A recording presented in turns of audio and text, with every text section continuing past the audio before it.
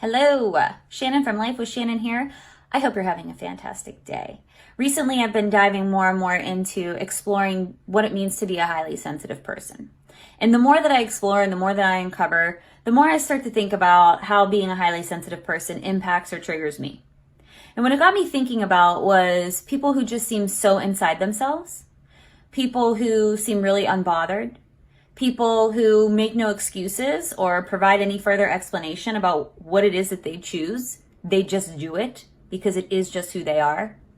I think that in today's world of instant gratification and easy accessibility, we have started to manipulate ourselves into believing that we should somehow function the same way. That if we have a thought, we should be able to drill down inside ourselves and either control it or reroute it so that it makes sense, so that it's easily digestible, so that there is a beginning, middle, and end. Similarly, we do the same thing with our feelings. If we can't justify it, if we can't explain it, if we can't pinpoint what is the cause of it, God forbid, you just have an emotion and you're like, what's wrong with me? We try and steamroll our way through it. We buy books, we invest in programs, we buy coaches. And not that these things are bad. I do all these things too. I invest in my personal development, I show up for it, I'm committed to it, and I believe in it. But not so much when it gets to the point when we're using it to overcompensate, when we're using it to explain, when we're using all of these things, all of these tools, all of these mechanics to tell us who we are. When did we get so far removed from being in our own experience that we started to rely on everything else?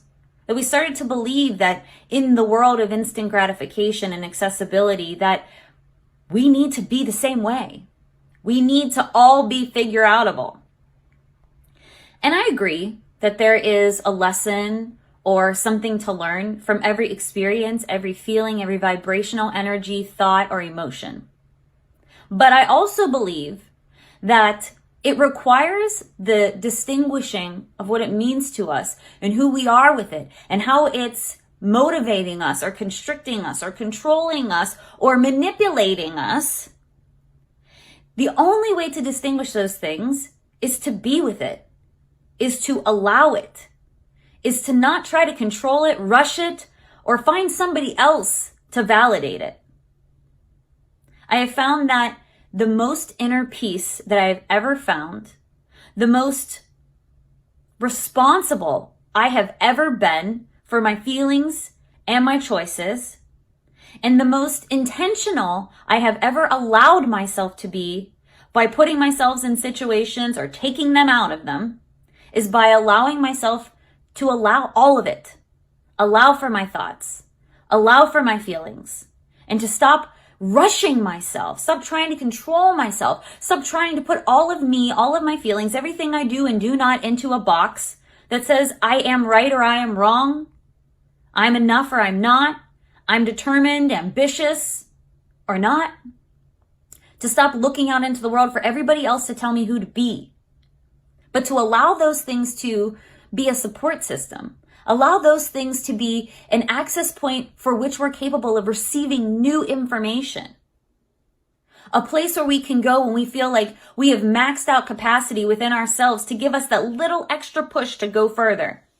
Yeah, support, reading material, program, coaches, they're great for all those things. And it's true, we do live in a world of instant gratification where we want everything yesterday. We want it to be figured out now. We want it to be done way beyond where we anticipated or where we are right now. But I've also discovered that the true way to self-actualization, the way to integration, the way to feeling peace and knowing and respect inside ourselves is to allow for it. So if you're experiencing a push in your life where you're feeling really constricted, you're feeling super challenged, and you feel like you can't move on, you can't take that extra step forward, you don't believe in yourself, you feel like you don't know who you are, You feel like you need to hurry up and get over it or figure it out. If that's what you're used to, then I want to invite you to see what happens if you allow for it. If you allow for your thoughts. If you allow for your emotions. And before you reach out into the world for somebody to tell you who to be or what's the right choice to make, see what happens if you check in with yourself first.